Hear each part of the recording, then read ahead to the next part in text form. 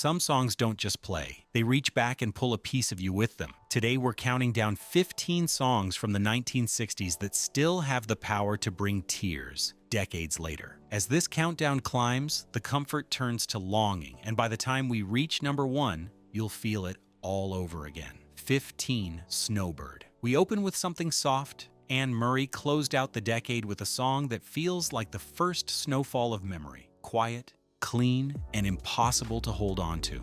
It became one of the biggest crossover hits by a Canadian artist. Beneath its snowy mantle, cold and clean.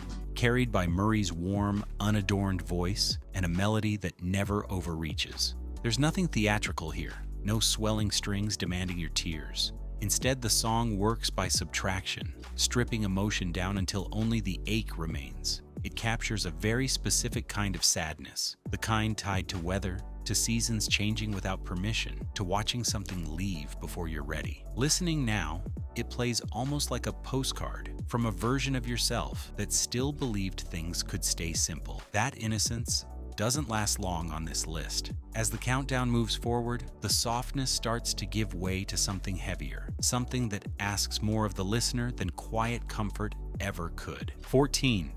Sunny.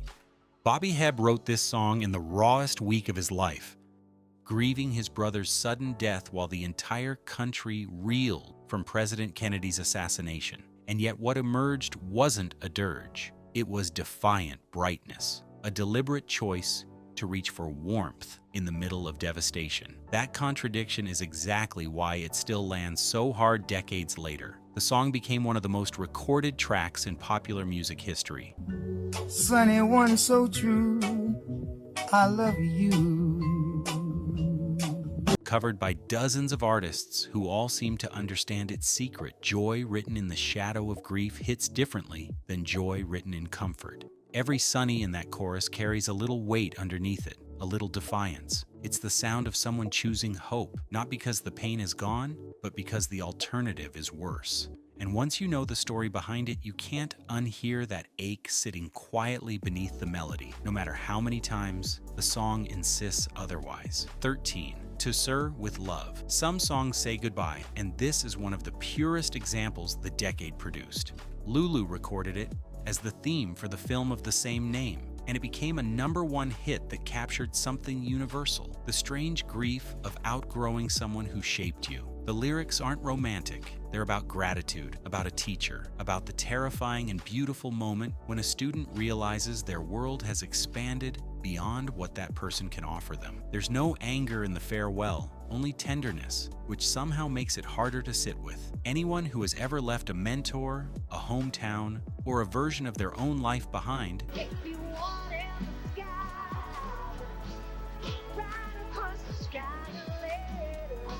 will recognize the particular ache in this one. It doesn't beg you to stay. It simply says thank you and let's go. That kind of grace is rare, and it's exactly the emotional register this countdown needs before things turn toward loyalty and then toward loss. 12. He Ain't Heavy, He's My Brother. Loyalty sounds different than love, and this song proves it. Originally released at the end of the decade by the Hollies, it carried a phrase borrowed from a Boys Town poster, a simple sentence about carrying someone who cannot carry himself. A young Elton John, not yet a household name, played piano on the recording, adding a quiet layer of history to a song that already felt timeless. The orchestration builds slowly, patiently, mirroring the exact weight it describes. Not dramatic, just steady, the way real responsibility usually is.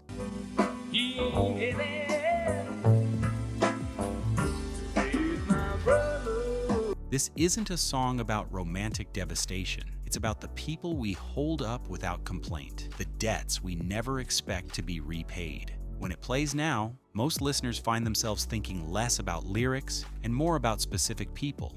A sibling, a friend, someone who once needed carrying, or someone who once carried them. That's the kind of grief this entry deals in. Quiet, structural, and permanent. 11. Wichita Lineman. Glenn Campbell gave voice to one of the loneliest songs ever written for the radio, and somehow it became a massive hit anyway. Jimmy Webb wrote it about an anonymous telephone lineman working alone on empty planes.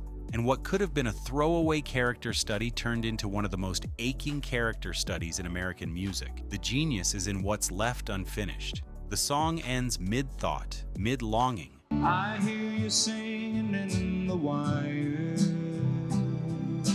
As if the lineman's feelings are too big to resolve into a tidy final verse. That incompleteness is the whole point. Most of us have felt that specific kind of isolation, physically present somewhere but emotionally stranded, still needing someone who isn't there. The strings mimic telephone wires humming across empty land, and Campbell's voice never oversells the sadness, which makes it land even harder. It's a song about distance, both literal and emotional, and it sets up exactly the kind of quiet devastation the next entry pushes even further. 10. The Sound of Silence. Simon and Garfunkel wrote something closer to a warning than a song, and it took the world a while to catch up to what they meant. Originally recorded as a stripped-down folk track, it flopped, until a producer added electric instrumentation without the duo's knowledge and turned it into a #1 hit. What's remarkable is how the added sound never buries the original message. This is a song about people who talk constantly and say nothing real, about isolation hiding inside crowds. It doesn't console you, it confronts you.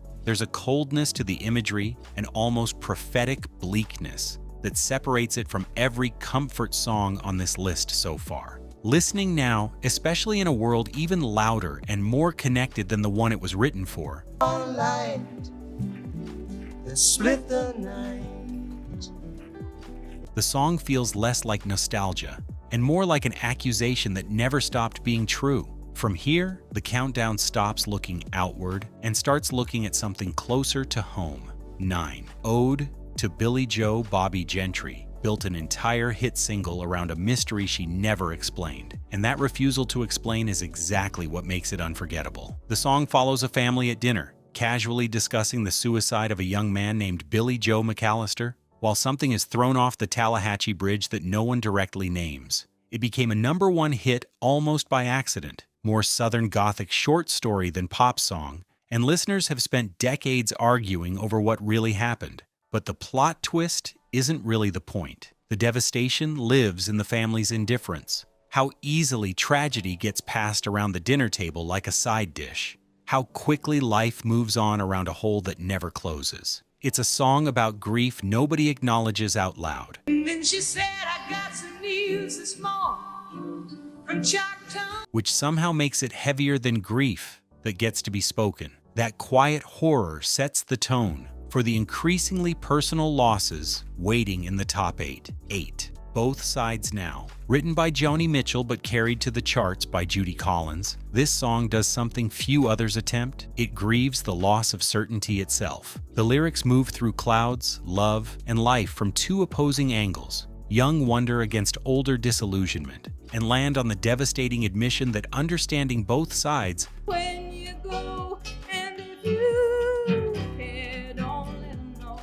doesn't actually mean understanding anything at all. That's not typical breakup material. It's a song about growing older and realizing your younger clarity was never really clarity, just innocence wearing its costume. Collins' voice carries a fragile elegance that makes the resignation in the lyrics even more piercing.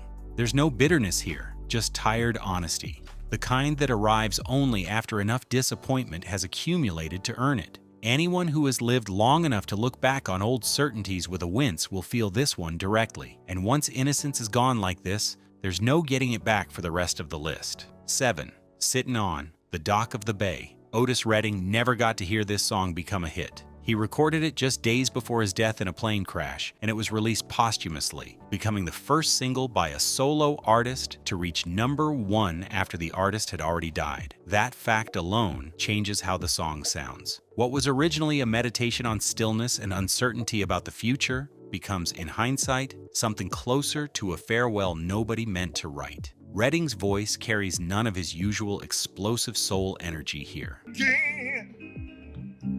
Sitting on the dock of the bay. It's restrained, weary, almost resigned, watching the tide roll away with nothing left to do but wait. The whistled outro, added almost as an afterthought, became one of the most recognizable moments in music. Knowing what came next for Redding turns every line into something quietly unbearable. It's proof that grief doesn't need lyrics about death to feel like death. Sometimes stillness says more than any direct confession could. 6. For Once in My Life. Not every song on this list mourns loss directly. Some mourn the fear of never getting to feel joy at all. And that's what makes Stevie Wonder's version of this song so quietly moving. Originally written as a slow ballad, it was sped into an upbeat, string-driven celebration, and it became one of the biggest hits of his early career. But underneath the horns and momentum sits real vulnerability, a person admitting, almost in disbelief, that happiness has finally arrived after a long wait for it.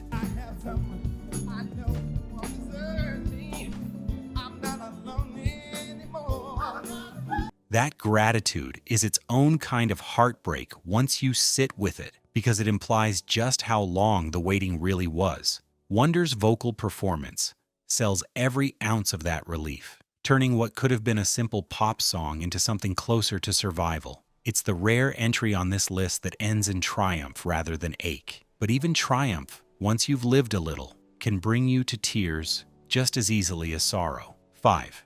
Try to Remember. This one is built entirely out of memory itself, which makes it almost too fitting for a list like this. Originally written for the off-Broadway musical The Fantastics, the Brothers Four's recording turned it into a gentle standard, one that never demanded chart dominance to earn its place in people's lives. The lyrics don't tell a specific story. They simply ask the listener to remember a particular kind of September, soft, golden, a little melancholy, and trust that the feeling will do the rest.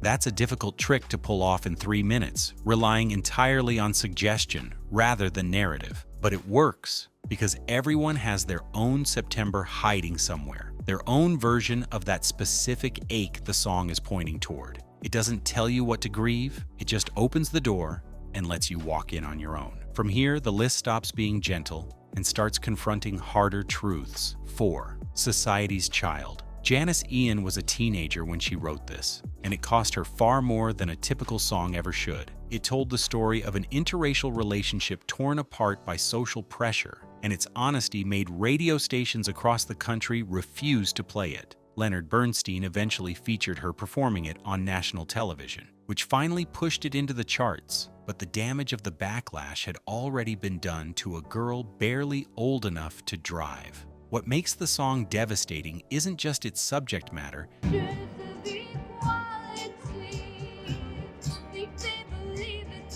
it's the exhaustion in the vocal, the sound of someone realizing the world will not simply let love exist where it chooses to. This isn't a song about romantic loss in the usual sense. It's about the loss of possibility itself, crushed under expectations neither person in the story ever agreed to. Few entries on this list carry that same collision of youth and injustice, and it makes everything that follows feel even heavier. 3. In My Life. The Beatles rarely allowed themselves this kind of quiet vulnerability, which is exactly why it lands so hard. Written for Rubber Soul, the song moves through places and people the narrator has lost along the way, refusing to rank old love against new love, insisting instead that both can be true and both can still hurt. There's no bitterness in the reflection, only tenderness for people and places that no longer exist in the same form. The Baroque piano solo, played at a slowed tempo and sped back up,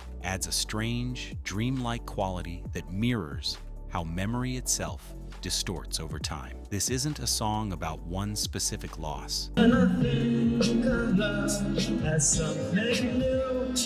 It's about the accumulation of every loss a person carries by a certain age, all of it folded gently into a single verse. Listening now, most people find themselves quietly running their own list alongside it. That kind of universal ache is rare, and it pushes the countdown into its final, most devastating stretch. 2. Eleanor Rigby. Few songs from the decade stare directly at loneliness the way this one does. The Beatles built the track around string arrangements alone. No guitars, no drums. A stark choice that mirrors the starkness of the story itself. A woman who dies with no one at her funeral. A priest writing sermons no one hears. There's no resolution offered, no comfort extended. The song simply asks where all the lonely people belong and refuses to answer. That refusal is what makes it so unsettling decades later. It doesn't romanticize isolation or wrap it in a redemptive bow. It just observes it plainly, the way loneliness often goes unnoticed by everyone except the person living inside it. For a band known for melody and charm, this was something colder and far more honest. It's a song that doesn't need personal context to hurt. It hurts because it's true and because most people know, somewhere quietly, that they've felt closer to Eleanor than they'd like to admit. Even Paul McCartney has said the character came together almost by accident, pieced from names and fragments, which somehow makes her feel even more universal, less like a single woman, and more like an entire hidden population of the overlooked. 1. Abraham, Martin, and John. And here is where the countdown reaches its heaviest point. Dion recorded this elegy for a nation still reeling from the assassinations of Abraham Lincoln, Martin Luther King Jr., John F. Kennedy, and eventually Robert Kennedy, folded together into a single grieving question. Why do the good ones always seem to be taken too soon? It isn't a protest song in the traditional sense. It's a lament, quiet and devastated, sung by someone trying to process loss on a scale too large for one person to hold. Dion's voice carries none of his earlier rock and roll bravado here, just exhaustion and disbelief and something close to prayer. The song doesn't try to fix anything or offer false comfort. It simply names the grief out loud, together, at a moment when the whole country needed permission to do exactly that. It remains one of the most quietly devastating recordings of the decade, and it closes this list exactly where it needs to end, in shared, unresolved sorrow. Decades later, it still gets covered and referenced whenever tragedy strikes at a national scale, a quiet reminder that some grief never fully leaves the culture that lived through it, only waits to be sung again. The 1960s gave us more than melodies. It gave us a language for grief, longing, and love we still borrow from today. As this countdown climbed, comfort gave way to something heavier, the way memory always does. Which of these songs still catches you off guard? Tell us below. And if this trip back stayed with you, like, subscribe, and join us again soon.